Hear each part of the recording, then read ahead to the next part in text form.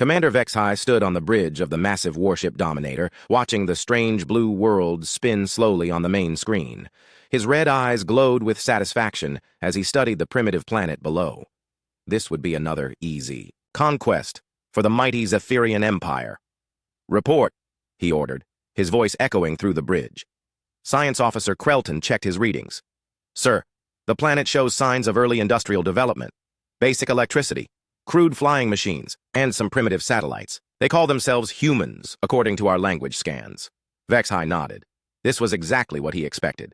The Zephyrian Empire had conquered 47 worlds in the last century. Each time it was the same story. Young species, barely, capable of leaving their home planets, trembling in fear when the great Zephyrian fleet appeared in their skies. "Any weapons that could threaten us?" he asked.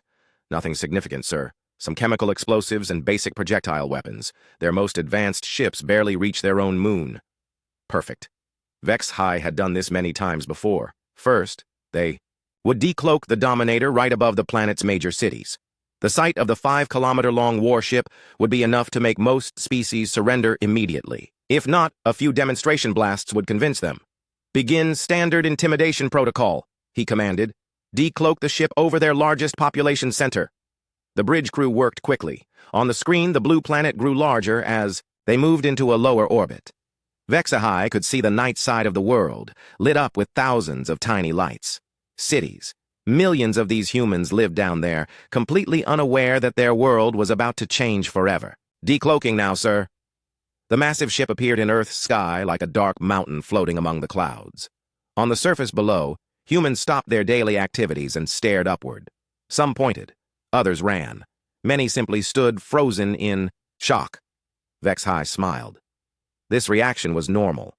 Fear was always the first response. But then something unexpected happened. Warning lights began flashing across his bridge. Officer Krelton looked confused as he stared at his instruments. "Sir, we're receiving strange signals from across the galaxy," Krelton reported. "Ancient monitoring stations are activating. Some have been dormant for thousands of years." Vexhai frowned. "What kind of signals?" I don't know, sir. The frequencies are unlike anything in our databases, but they seem to be broadcasting a warning of some kind. Before Vexhai could respond, more alarms sounded. Communications Officer Zethra spoke up, her voice nervous. "Commander, we're getting reports from ships throughout the Empire. Ancient structures are coming online across multiple star systems. And, sir, some of the elder species are moving." The elder species. Vexhai felt a chill run down his spine. These were the old civilizations that had existed long before the Zephyrian Empire rose to power. Most kept to themselves, ignoring younger species like the Zephyrians. Some had not been seen for centuries. "Moving how?" he demanded. "Ships, sir. Ancient vessels that our scouts haven't seen in living memory. They all seem to be heading in this direction." Vexhai stared at the human world below. Something was very wrong here. In all his years of conquest, nothing like this had ever happened. Elder species didn't care about primitive worlds. They certainly didn't react to simple invasion fleets. On the surface of the planet, the humans were doing something else unusual. Instead of sending panicked surrender messages, they were attempting to communicate. Mathematical sequences, music, and star charts were being broadcast toward his ship, star charts that looked impossibly detailed for such a young species. "Sir," Science Officer Krelton said, his voice uncertain, "these humans are showing knowledge they shouldn't possess. Their star maps include systems they've never visited. Some of these charts show trade routes that haven't been used for millennia." "That's impossible," Vexhai snapped. "They barely have spaceflight." "Yes, sir, but the data is accurate. More accurate than our own charts in some cases." More warning signals flooded the bridge. Reports came in from across the galaxy. The architects, ancient beings who had disappeared into pocket dimensions eons ago, were stirring. The chroniclers, living libraries of galactic history, were accessing memory banks that had been sealed for thousands of years. Most disturbing of all, some of the approaching elder species were sending strange messages. Not threats or territorial warnings, but something that sounded almost like apologies. Vexhai had conquered dozens of worlds, but he had never seen anything like this. Young species were supposed to be afraid and alone. They weren't supposed to trigger galaxy-wide responses from civilizations older than recorded history. He looked down at the blue world again. The humans were still broadcasting their signals, still trying to communicate. Some of their cities were organizing their military forces, but others were simply pointing massive radio telescopes at his ship, as if they were more curious than afraid. "Commander," Officer Zethra said, "we're receiving a transmission from the Seekers." Vexhi's blood went cold. The Seekers were a nomadic species older than the Zephyrian Empire by millions of years. They rarely spoke to younger species, at all. "Put it through," he said. The voice that came through the speakers was ancient and tired, speaking in the old galactic trade language that few still remembered. "Young Zephyrians," the voice said, "we respectfully request that you step away from that world. We are approaching to pay our respects." "Pay their respects? To a primitive planet?" "This is Commander Vexhi of the Zephyrian Empire," he replied. "We claim this world for our people." There was a long pause. When the Seeker spoke again, there was something like sadness in the ancient voice. "You do not understand what you have found, young one.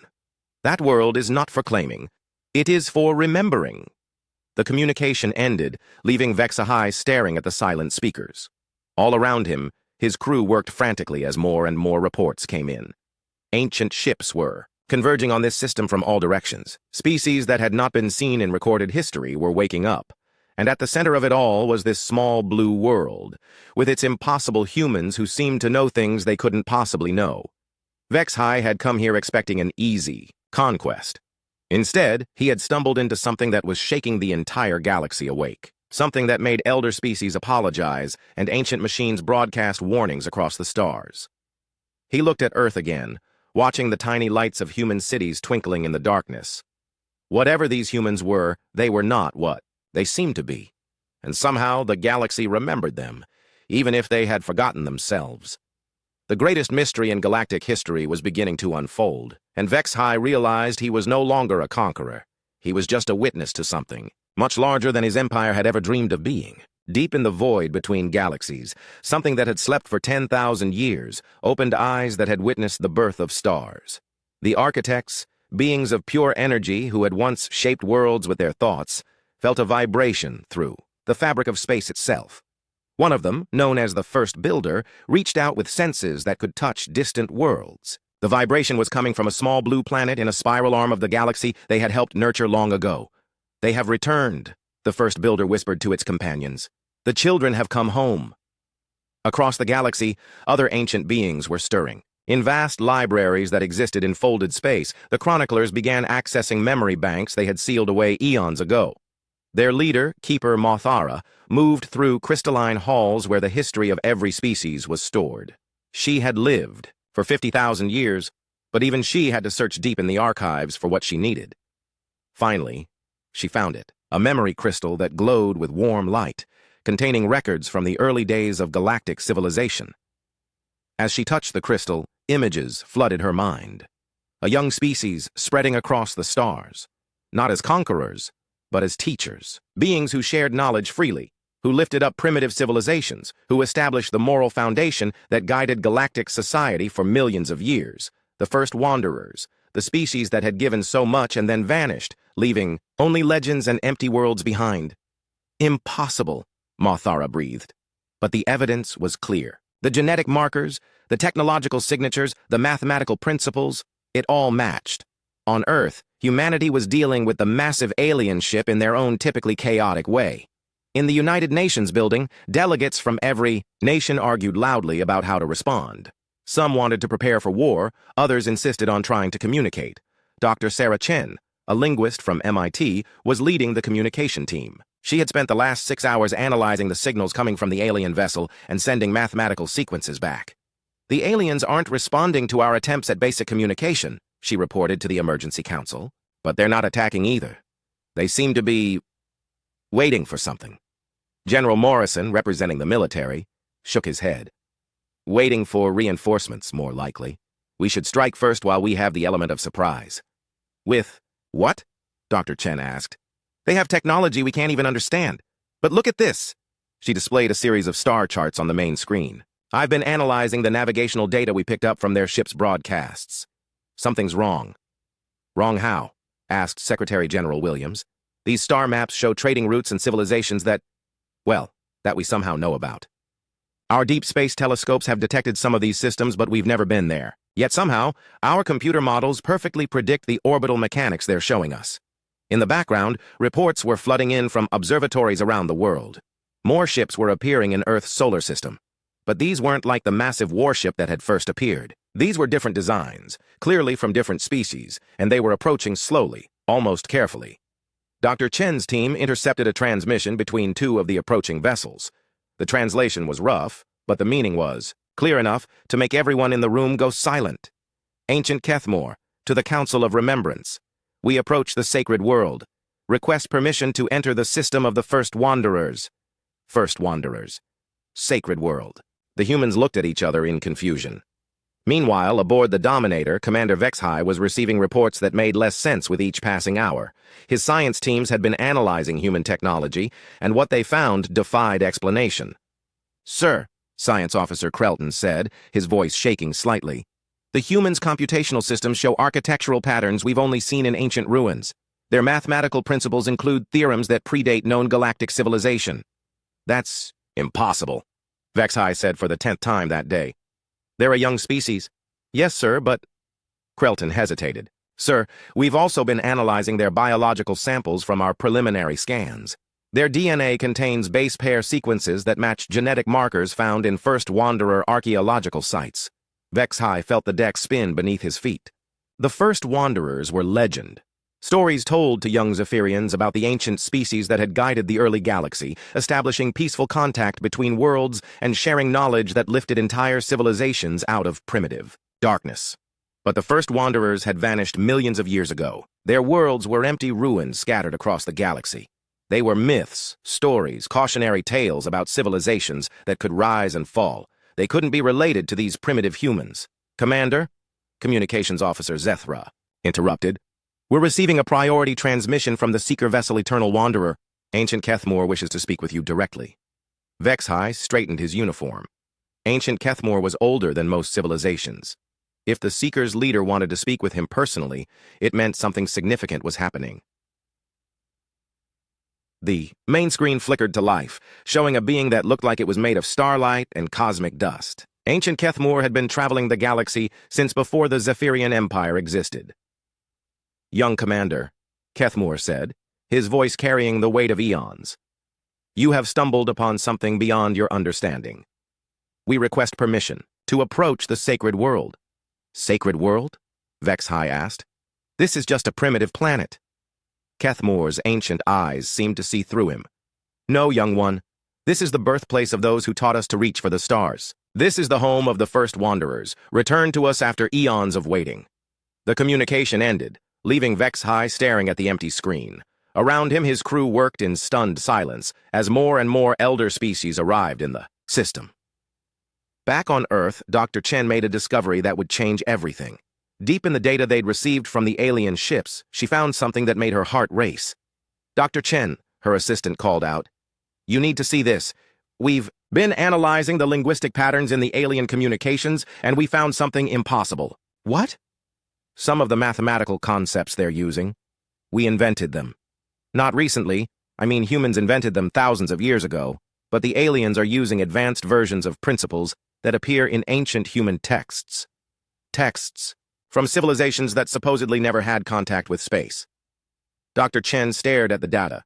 Somehow, humanity's mathematical heritage was showing up in alien technology. Ancient human knowledge was appearing in star charts they'd never drawn, as if humanity had been to the stars before and somehow forgotten. Outside, more alien ships continued to arrive, but they maintained respectful distances. They weren't coming as conquerors or even as first contact delegations.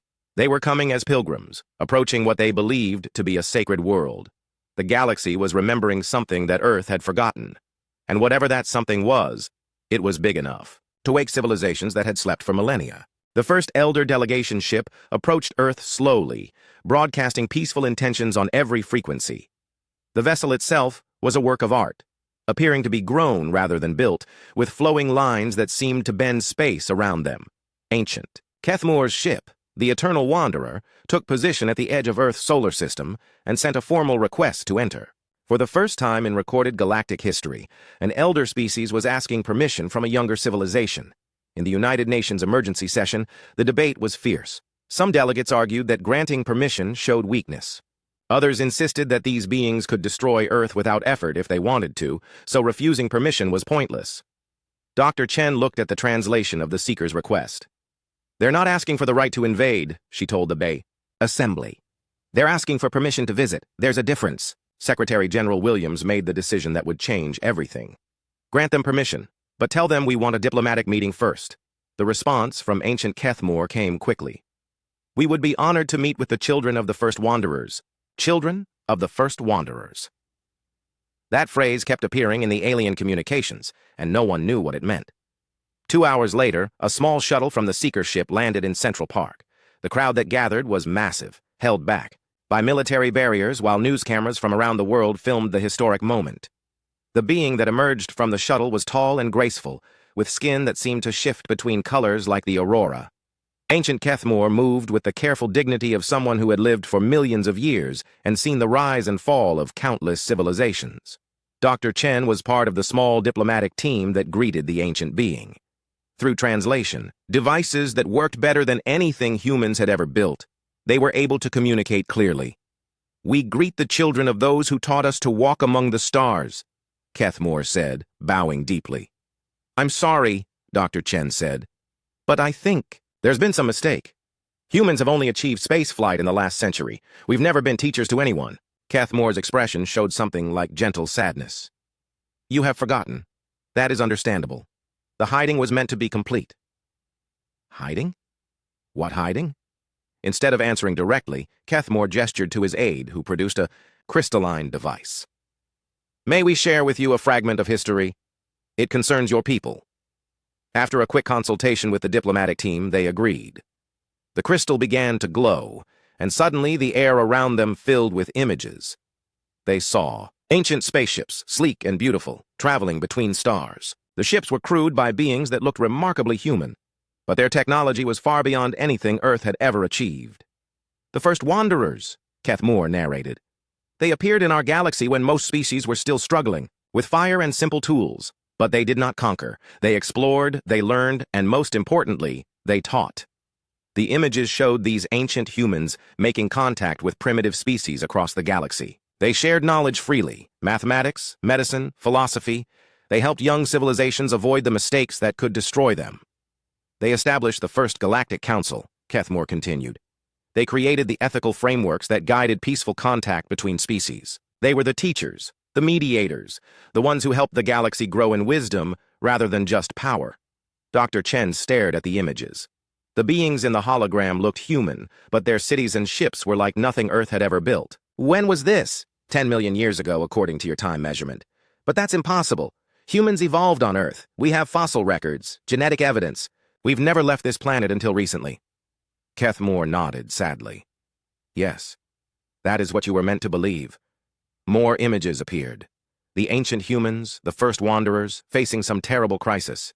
Their beautiful ships gathering in vast fleets, worried faces in council chambers. Something came, Kethmore said. An enemy from outside our galaxy. Something that consumed entire star systems, turning them into dead zones where no life could exist. The first wanderers organized the galaxy's defense, but the enemy was too powerful. The images showed a great battle among the stars. Ships beyond counting, weapons that could crack planets, desperate struggles in the dark between galaxies. The first wanderers faced an impossible choice, Kethmore continued. They could save the galaxy, or they could save their homeworld. But not both. Dr. Chen felt her heart racing. What did they do? They saved us all. Using technology we still do not fully understand, they hid their homeworld outside normal time and space. Then they took their fleets to face the enemy in the void between galaxies. The battle lasted 1,000 years. The final images showed the ancient human fleets disappearing into darkness, pursuing an enemy that looked like living shadow. They won, Kethmore said quietly. The enemy was destroyed, but so were the first wanderers. Their sacrifice saved every living world in the galaxy. But we're still here, Dr. Chen said. If Earth was hidden. Time moves differently in the hidden realm. What was 1,000 years to us was millions of years to your world. Your species evolved, developed, forgot. The hiding was designed to keep you safe until the danger was over, and you were ready to return to the galaxy. Dr. Chen looked around at her fellow humans, trying to process what they were hearing. You're saying we're descendants of these first wanderers? Not descendants, Kethmore corrected gently. You are them. The same species, the same genetic patterns, the same remarkable minds that once taught the galaxy how to reach for the stars with wisdom instead of just ambition. Before anyone could respond, alarms began sounding from the military perimeter. More ships were arriving, not just one or two, but dozens. The Eternal Librarians brought vessels that looked like flying universities. The Void Dancers arrived in ships that seemed to exist in multiple dimensions at once. All of them were requesting permission to approach Earth. All of them were calling it the Sacred World, the birthplace of the first wanderers. As more and more elder species arrived, they brought gifts, not weapons or technology, but something more precious: memories. Crystal recordings of their first contact with the ancient humans, stories of the knowledge they had been given, records of the sacrifices the first wanderers had made for species they barely knew. In the Zephyrian ship above, Commander Vexhai watched the gathering fleet with growing unease. His science teams had confirmed what the Seekers were saying. Human DNA did match samples from first wanderer archaeological sites. Human mathematical principles did appear in the foundations of galactic civilization. "Sir," Science Officer Krelton reported, "we're receiving communications from the Zephyrian High Command. They want to know why half the elder species in the galaxy are converging on this system." Vexhai didn't know what to tell them. How do you explain that the primitive world you came to conquer might be the most important planet in galactic history? How do you tell your superiors that the species they expected to enslave were actually the forgotten teachers of the entire galaxy? As he watched more ships arrive, each one representing a civilization older and more powerful than his own empire, Vexhai realized that everything was about to change. The galaxy was waking up, remembering something it had lost long ago. And at the center of it all was a small blue world whose people had no idea they were the children of legends. Dr. Chen looked up at the gathering fleet in Earth's sky and asked the question that would define humanity's future. If we're really these first wanderers, why don't we remember? And what happens now that the galaxy knows we're back? The Eternal Librarians arrived 3 days after the Seekers, bringing with them the most comprehensive historical archives in the galaxy. Their ship, the Repository, was a massive crystalline structure that housed the memories of 10 million years of galactic civilization. Keeper Moth Ara, the chief librarian, requested a private meeting with Earth's leaders. Unlike ancient Kethmor's gentle approach, Moth Ara came prepared with evidence that would be impossible to deny. In a secure facility beneath the United Nations building, she presented her case to a select group of scientists, world leaders, and Dr. Chen's linguistic team. The evidence room filled with holographic displays showing archaeological data from across the galaxy. Every species keeps records of first contact, Moth Ara explained, her crystalline form shifting colors as she spoke. For most civilizations, that contact came from the first wanderers, your people. She activated a series of displays showing ruins on distant worlds, temples, monuments, and structures that all shared common architectural elements despite being separated by thousands of light years. "These were built by the species your ancestors contacted," she continued. "Notice the mathematical proportions, the harmonic resonances in the designs? They're all based on principles the first wanderers taught." Dr. Chen studied the displays with growing amazement. The mathematical ratios, they're the same ones that appear in ancient human architecture. The pyramids, Stonehenge, temples across Earth that were built by supposedly unconnected civilizations. "Because the knowledge came from the same source," Moth Ara confirmed. "Your species has always carried this wisdom. Even after the forgetting, it leaked through in your art, your architecture, your music." President Martinez of the Earth Council leaned forward. "You keep talking about the forgetting. What exactly was done to us?" Moth Ara's form dimmed slightly. "The hiding technology required a complete disconnection from your galactic heritage. Memories were suppressed, not just in individuals but in your species' collective unconscious. Advanced technology was locked away in your genetic code, waiting for the right trigger to activate." She produced another crystal, this one glowing with deep blue light. "This contains testimony from the last survivors of your ancient fleet. They recorded their final messages before the Great Battle." The crystal activated, and the room filled with the image of a woman who looked remarkably human, standing on the bridge of a ship that was clearly dying. Energy discharges flickered around her, and the sound of battle echoed in the background. "To our children on the sacred world," the woman said, her voice calm despite the chaos around her. "We go now to face the darkness between stars. If we succeed, the galaxy will be safe. If we fail, everything ends. We have hidden you in time's embrace, where you will be safe until the danger passes. She paused as explosions rocked her ship. When you return to the stars, know that you carry the hopes of 10 billion worlds. You are the teachers, the builders, the guardians of wisdom. Do not let the galaxy forget how to choose love over fear, growth over conquest. The message ended with her ship disappearing into a brilliant flash of light. The room was silent for long moments. Finally, Secretary General Williams spoke. "How many of these messages are there?" "Thousands," Mothara replied. "Your fleet commanders, scientists, philosophers, even children, all sending final words to the homeworld they had saved but would never see again." More elder species continued to arrive, each bringing their own pieces of the puzzle. The Void. Dancers showed star charts marking the paths of ancient human exploration ships. The Resonance Keepers brought musical compositions that matched songs found in Earth's oldest archaeological sites. Most significant were the genetic archivists, who specialized in biological memory storage.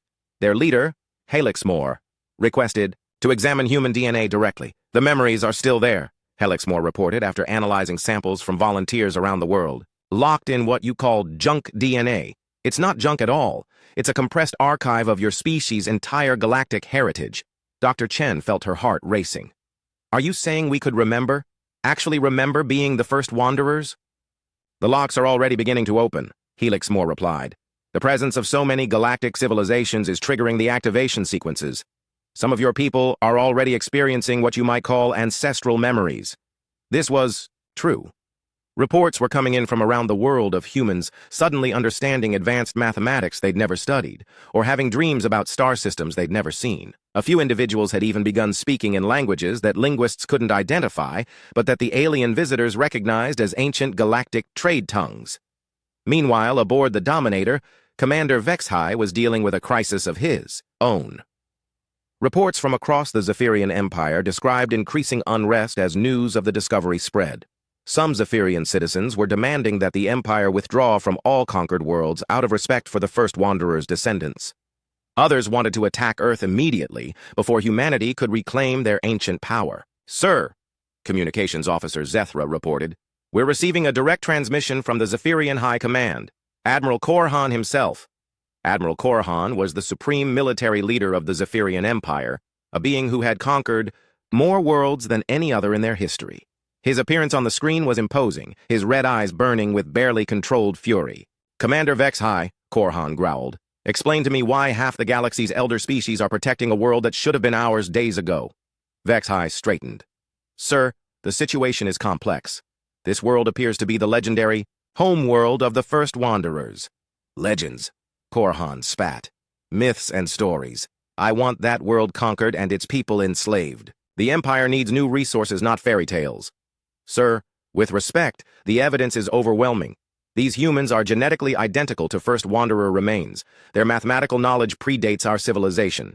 And the elder species are treating this as a sacred site. I don't care if they're descended from gods," Korhan snarled. "They're primitives now, and primitives belong in chains. You have 6 hours to disperse those elder ships and claim that world, or I'll send a fleet that will glass it from orbit."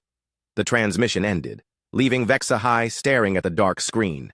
Around him, his crew looked uncertain. They were soldiers, trained to follow orders, but they were also intelligent beings who could see the magnitude of what they were facing. 6 hours to decide whether to start a war with the most ancient and powerful civilizations in the galaxy, or disobey direct orders from his own empire.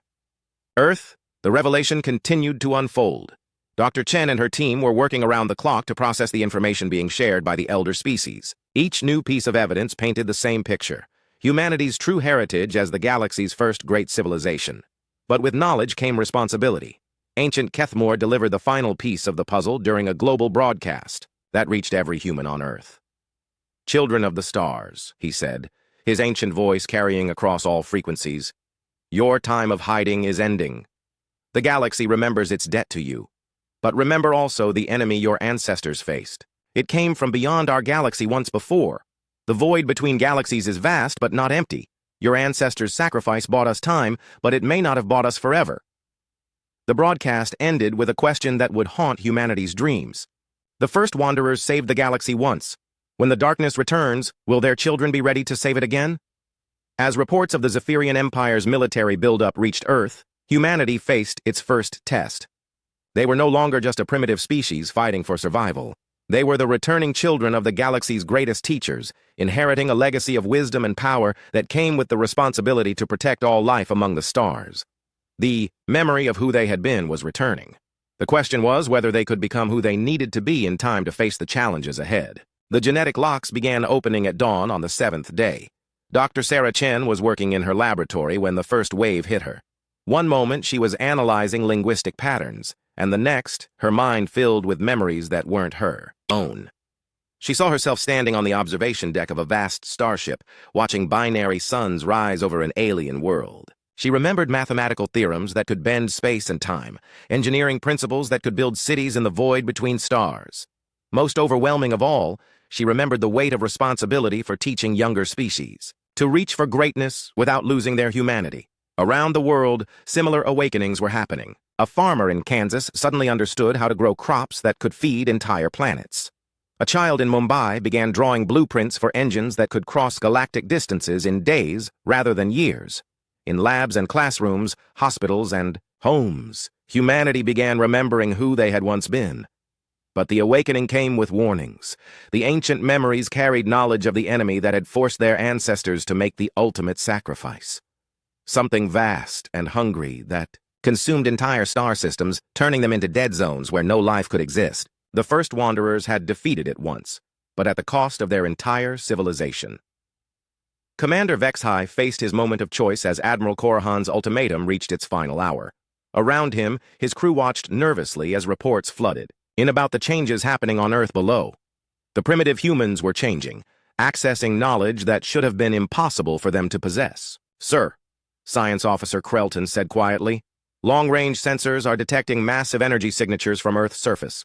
Whatever's happening down there, it's activating technology that's been dormant for millions of years." Vexhai stared at the readings. Ancient defense systems were coming online around Earth, hidden installations that had been invisible until now revealing themselves as they powered up. The planet wasn't defenseless anymore. "Commander, Communications Officer," Zethra added, "we're receiving a transmission from Earth. It's from the humans." The voice that came through the speakers was Dr. Chen's, but it carried an authority and knowledge that hadn't been there before. "Commander Vexhai of the Zephyrian Empire," she said, "I am Dr. Sarah Chen, speaking for the people of Earth. We know of your Admiral's ultimatum. We also know that you are a being of honor who finds himself caught between duty and wisdom." Vexhai straightened. How could she know about the Admiral's orders? "We do not wish war with your people," Dr. Chen continued. "Our ancestors taught, the galaxy that conflicts can be resolved through understanding rather than force. But we will not allow our world to be enslaved. The choice is yours, Commander. Help us find a peaceful solution or face the consequences of attacking the homeworld of the first wanderers." Before Vexhai could respond, new alarms sounded throughout his ship. Massive energy readings were spiking from across the solar system. Ancient installations on asteroids and moons were powering up, revealing defense networks that had been hidden for eons. More alarming still, the elder species ships were taking defensive positions around Earth. The combined fleet now numbered in the hundreds, representing the most powerful civilizations in the galaxy. If Admiral Korahan carried out his threat to attack, it would mean war with species that had technology the Zephyrian Empire couldn't match. On Earth, the awakening continued to accelerate. Dr. Chen found herself coordinating with teams around. The world as humanity's genetic heritage unlocked itself. Ancient knowledge flowed through human minds like water through a broken dam. In Geneva, the World Council convened an emergency session as reports came in of miraculous advances happening everywhere. Cancer was being cured using medical techniques that doctors suddenly remembered. Environmental damage was being reversed with technology that materialized in the minds of scientists. Energy sources that could power entire continents without pollution were being built using principles that humanity had forgotten for millions of years. But with the knowledge came sobering realities. The awakened humans remembered not just the glories of their ancient civilization, but also its responsibilities. They had been the teachers, the guardians, the species that helped others grow in wisdom, rather than just power. Ancient Kethmore requested a final meeting with Earth's leaders as the crisis reached its peak. This time he brought representatives from every major elder species in the galaxy. "Children of the stars," he said, addressing the assembled world leaders, Your awakening brings both joy and sorrow to the galaxy. Joy, because the teachers have returned. Sorrow, because the need for teachers has never been greater. He gestured to displays showing the current state of galactic civilization.